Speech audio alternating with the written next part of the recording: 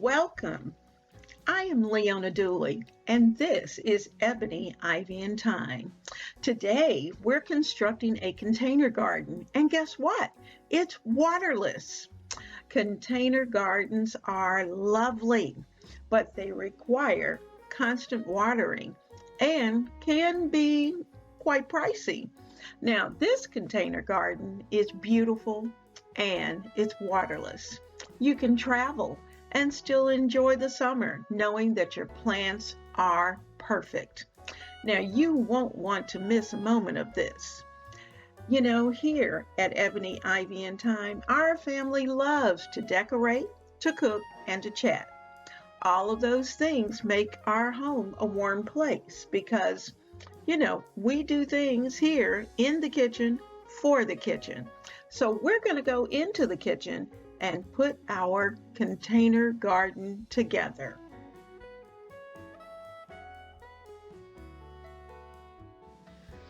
We are going to be doing a little bit of traveling, and because of that, I decided that rather than have to worry about watering the plants on the front porch, that I would just use faux plants.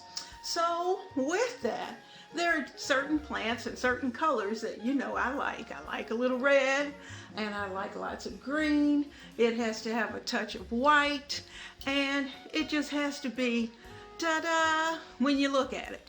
And I want it to look like something I might buy out of Lowe's or Home Depot. So let's see what we can put together.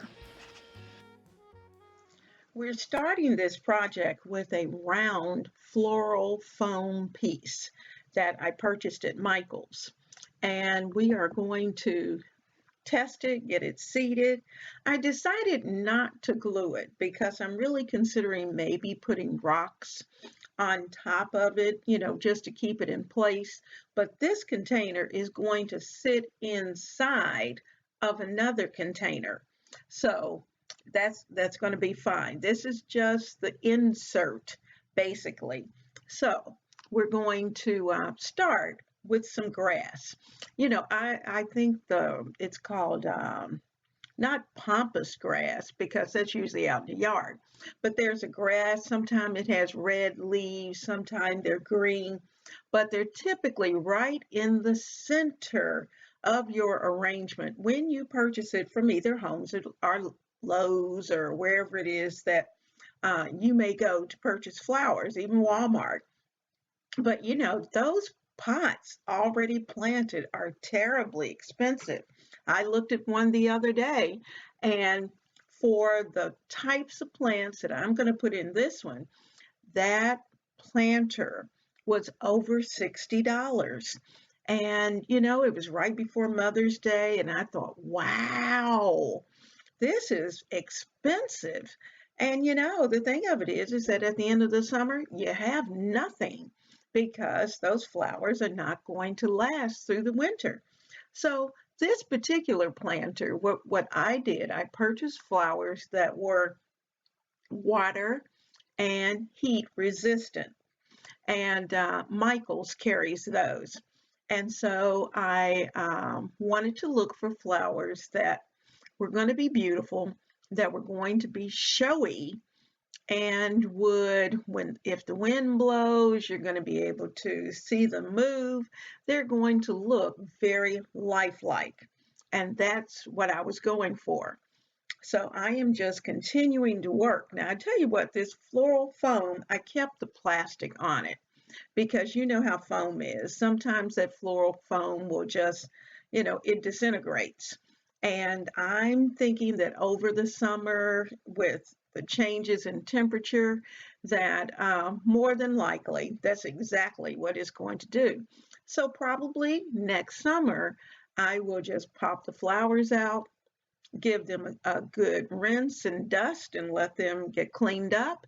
And I'll put a fresh piece of foam in. Now, that's what I'm thinking. But you know what? It may fool me. It may be because it's protected in the plastic that we'll be able to use that next year as well. And just take the insert out and put it away until next season. So I'm hoping for that. Now I am taking these geraniums. Aren't they beautiful? They look like geraniums that you would already purchase at the store. And in fact, I looked at a hanging basket of geraniums the other day. $20 for a basket.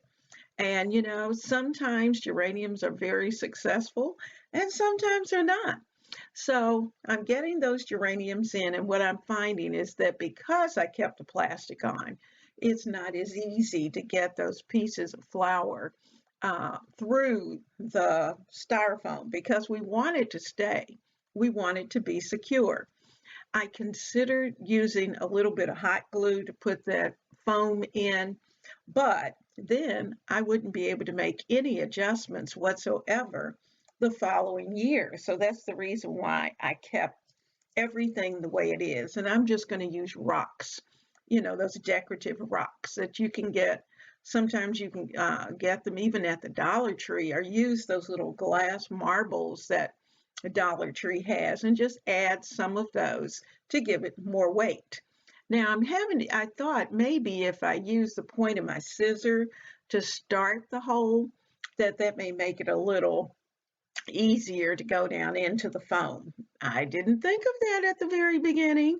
I should have, but here we go. We're going to use those scissors and poke a hole in just large enough to be able to get the geranium in on the other side. Now I'm using 2 bushes of geraniums, and you're going to see that it really does fill this pot. And this is a substantial size. So these geraniums were gorgeous. And like I said, all of this has been purchased from Michael's. So I'm getting those geraniums in, and yes, that using the scissors certainly made the job much, much easier and getting them into the foam. So I'm just playing around with their placement, and you'll see that it's going to look like one piece once everything is in place. But you notice how the white just makes the pot pop. It adds light to this pot. And the pampas grass, or I'm going to call it pampas grass. I know that's not the name of it, but that's what I'm going to call it. The grass just adds that little touch of whimsy and movement that I like. Now, as I'm looking at this, I'm thinking, I'm going to need a filler. I recognize the fact that, we're going to be looking at it from a distance most of the time, but we need some filler. We've got to have some filler. So I'm going to play with the placement of the geraniums and the hyacinths, and get everything kind of in place, and make sure everything is nice and secure. And then we're going to talk about the filler. I had to hunt. I went everywhere trying to find some filler on sale. And I walked into Walmart. I went into 2 Walmarts actually. And in the second Walmart, I found boxwood. Now, prior to the pandemic, you could find those little pieces of boxwood all the time. But you know what? Oh, they're missing in action right now.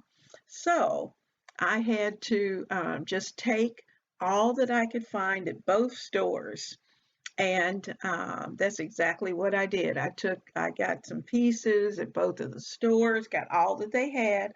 I was digging around on the bottom of the shelf. I know people thought, what is she doing?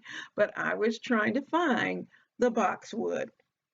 And so I'm going to use boxwood to fill in, and you are going to be amazed because you're not even going to know that there's foam in there. And I'm just going to continue to work and to place that foam in. Now, once you get the foam in, then you'll go back and you'll start to move those branches around, and you'll work them into and between the geranium, the grass, and all of the other flowers, so that it looks like it's growing up and into the plant. Oh, it turned out great. Look at how it just filled in and looks so natural. And in fact, I'm thinking, that's an idea, for next year to consider adding some kind of little green filler when you're putting your container gardens together. We need fillers. You can put your main plants and then add those little fillers that is just going to come up. And what I like to do sometimes is to use a plant and then let herbs be the filler. So think about that as you're putting your container gardens together and getting them ready for June and ready for the summer. And some of you may be even working on them now. So don't forget the fillers. So that's what we're going to do. I'm looking for another piece to get a little bit more.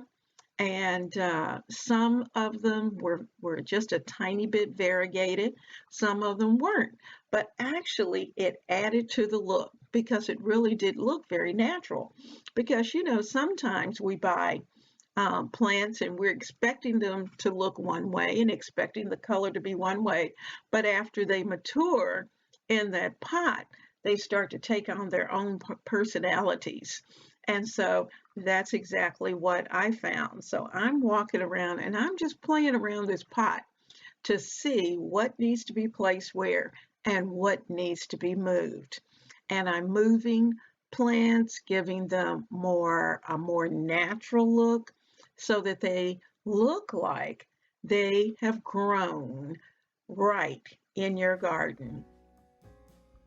So I'm giving you a close up so you can see this is what it looks like if you're.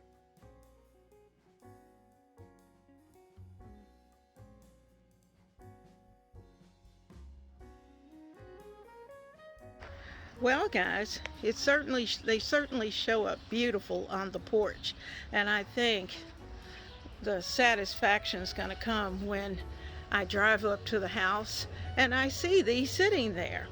They're going to be absolutely beautiful. So, you know, I'm pretty happy with what I see. Thank you for joining me today. I hope you have enjoyed being in the kitchen. Together we've chatted and accomplished so much.